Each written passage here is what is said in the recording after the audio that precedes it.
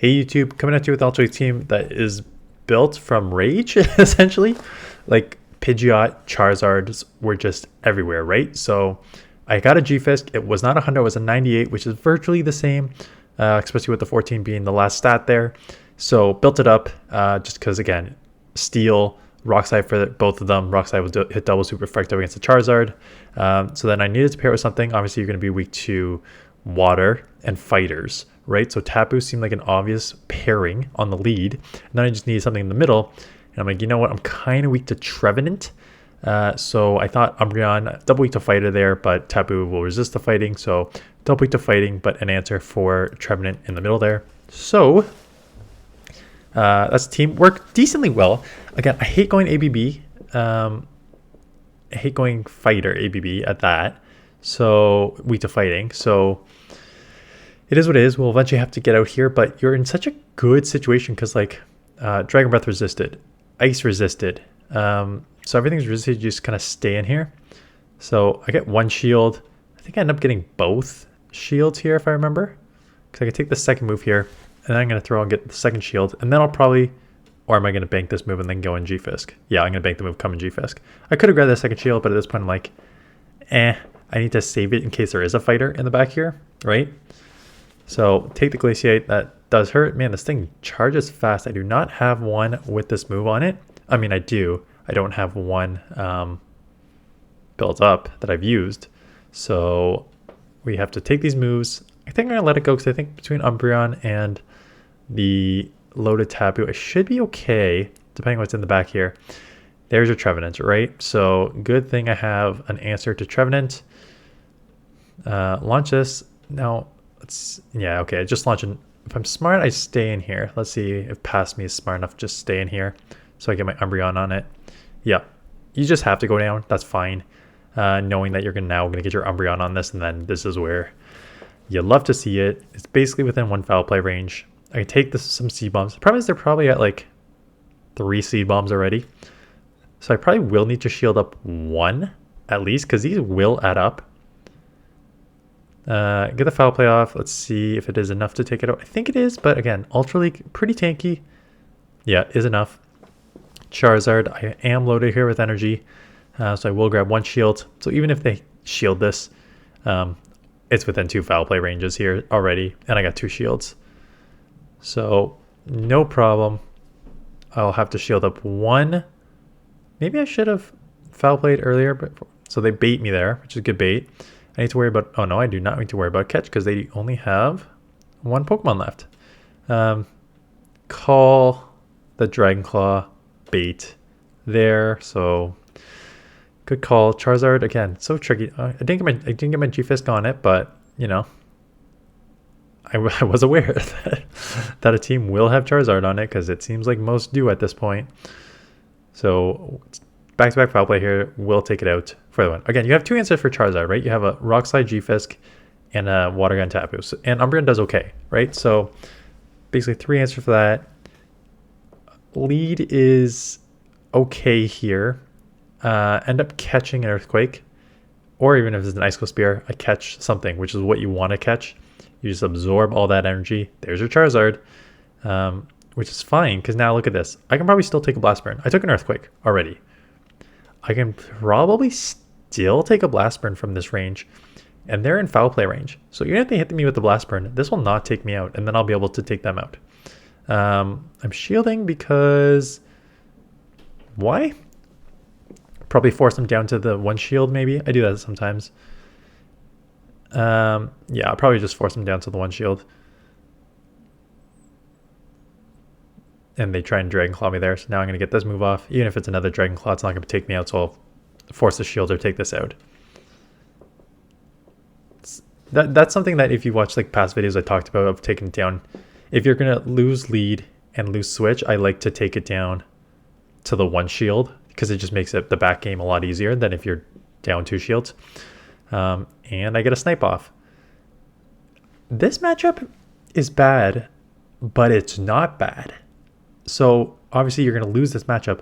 1 seed bomb does not take out. So they need 2 seed bombs. And by that time you get to a Moonblast. And the Moonblast does so much chip damage, right? So even if they get a C-Bomb off here, which they will, if they threw the move, I was going to say, even if they got it off, I still have a full G-Fisk to deal with it. So that matchup is not as bad as you think it is. I now need to worry about... I do need to worry about the Earthquake, but I don't, because you easily live one Earthquake. So I just let it go, thinking they may try and bait me. Does not matter. You live one Earthquake very easily. I think probably in both Great League and Ultra League. So there's no... Not that there's no reason to shield, because now they can just Icicle Spear me instead of having to throw the Earthquake again. But at this point, it does not matter, because I can very easily get to 2 Rock Slides first for that. So G-Fisk, again, it's only a 15, 15, 14, so it's not a hundo. It is not best buddied because I just got it and I haven't buddied it, right? So I'm lacking a bit where it's there. They do end up Brave Bird me, but I'm pretty tanky. And so now I'm going to get the Surf off to a lower defense, and they're going to be forced out of here. They take it. Oh, and now I just immediately hit them with this. The only thing I'm worried about is Pidgeot Jellicent looking a lot like one of the 2 teams that I showcased. Either my Legend team with Swampert in the back or the one with Giratina. And both are going to do pretty well against G-Fisk here. So I need to basically come out with a bunch of energy. I don't care about these surfs. I need to basically have 1 Foul Play to take this out and 1 Foul Play to throw at the Pidgeot if it comes back in. So we'll take it out. It is a Steelix, so that is not a good read by me. Steelix, yeah, that's fine. But now you're just seeing the power of Umbreon here. And Umbreon is just going to take these Dragon Tails, look at the chip damage with Foul Plays here. Take a Psychic Fangs or Crunch. Everything is resisted unless they wanted to go Earthquake. I'm not going to shield here because I know I can get my Stunfisk on Pidgeot, right? So I'm just going to stay in here. That's fine. I'll probably come Tapu, sacrifice it. Because now, actually I'm probably going to immediately switch if it doesn't take me out. Or now come in here. The only one thing I was worried about is if they like Feather Dance me and I was switch locked, but it does not matter in the ending. Walrein, obviously tricky. Come in G-Fisk and hit with a Gliscor. And again, it's a flyer, but it's a flyer that has Earthquake and it's half ground. So this neutralizes the rock and it takes like 3 to take this out. So you just get, even though you're resisting the wing attacks, you just get significantly outpaced to these Earthquakes here. And there's just not much you can do. And that Earthquake basically one-shots me. I'm now in Night Slash range. And I really don't know how I'm going to get out of this one already. Because I lost lead hard. Umbreon doesn't really have an amazing matchup against Umbreon. I mean, again, Umbreon doesn't have a major matchup against Walrein. So I just got to come in here. I was about to say, I basically have to take a move. Hopefully the Walrein comes back in and it is a Jellicent. Oh, this is the team that I switched. Yeah. I was like, what's going on here? Where's my thing? I switched the team up to a loss here and a loss. Sorry, this clearly not paying attention here. And I think I'm going to go back to Umbreon next match here too. I think what happened was, I like this team better, like the Umbreon G-Fisk team. I don't know why I'm showcasing this Pidgeot team. I've got a couple times here because I just want to show that I did modify this team. I think what I was finding was, did I see a bunch of fighters or something? I don't remember the reason I switched it. Yeah, I honestly don't remember the reason I switched it. Cause I remember switching it because I have a couple of them in here, so I wanted to showcase both. But quite honestly, that's a loss. So let's just get out of there.